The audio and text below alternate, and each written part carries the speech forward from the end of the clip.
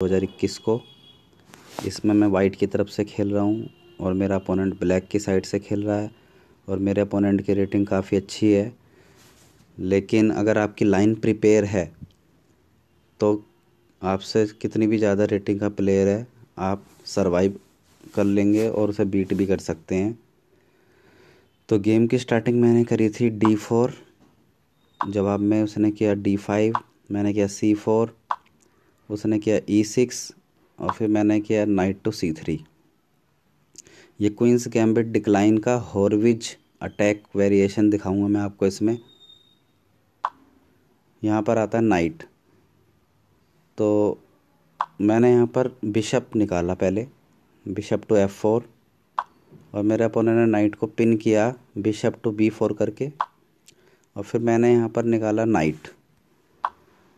अगर कंप्यूटर के हिसाब से माने तो C क्रॉसेस D5 का सजेशन दे रहा है कंप्यूटर, लेकिन मैंने गेम में किया था नाइट टू F3, और फिर यहाँ पर उसने मेरा नाइट अपने बिशप के साथ एक्सचेंज करवा लिया।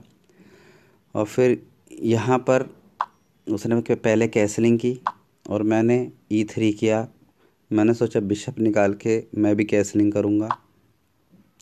फिर उसने नाइट टू C6 किया और मैंने फिर यहाँ पर बिशप टू D3 किया कैसलिंग करने के लिए। और फिर यहाँ पर वो पॉन काट देता है, मैं बिशप से C4 पॉन काट देता हूँ। उसके बाद वो पॉन पुश करता है B6 और बिशप का रास्ता खाली करता है। वो बिशप को A6 पर निकालना चाहता है, लेकिन मैंने पहले कैसलिंग की। फिर उसने यहाँ पर नाइट से मेरे बिशप पे अटैक कर दिया। मैंने बिशप बैक टू D3 कर लिया और फिर उसने बिशप अपना B7 पर रख लिया और उसका टारगेट है मेरा नाइट। तो मैंने नाइट हटाया यहाँ से पहले। हालांकि नाइट को क्वीन प्रोटेक्ट कर रही है, लेकिन मुझे अपने नाइट को आगे E5 प्लेस पर रखना ठीक लगा। तो यहाँ पर उसने बिशप और क्वीन एक ही लाइन में, एक ही डायगोनल में प्लेस कर दिए ताकि वो चेकमेट की थ्रेड भी उसकी बन रही है ताकि वो चेकमेट कर सके। तो यहाँ पर मैंने क्वीन सामने रख दी और यहाँ पर क्वीन एक्सचेंजेस हो गई। और फिर यहाँ पर उसने नाइट को भी काट दिया अपने बिशप से।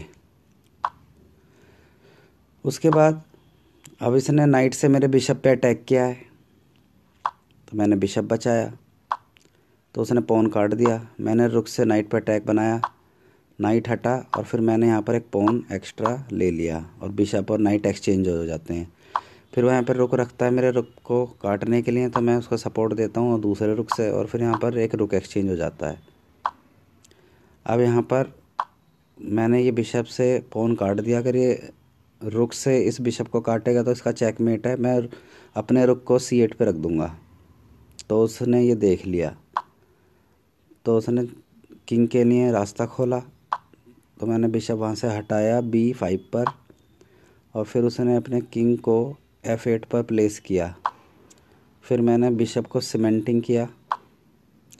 अब यहाँ पर उसने एक पॉन पुश कर दिया F6 पर और फिर मैं अपने बिशप को लेके गया D3 पे। मेरा आइडिया ये है कि मैं इसको G6 पर ले जाऊंगा और मैंने ऐसे ही किया।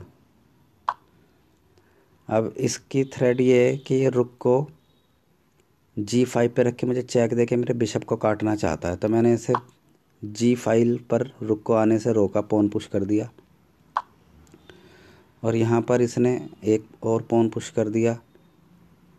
उसने सोचा कि मैं एक पॉन पुश करके मेरे D4 पॉन को काट देगा, तो मैंने यहाँ पे चेक दिया। तो इस चेक से बच के गया G8 पर और फिर मैंने अपना रुक रखा था E7 पर।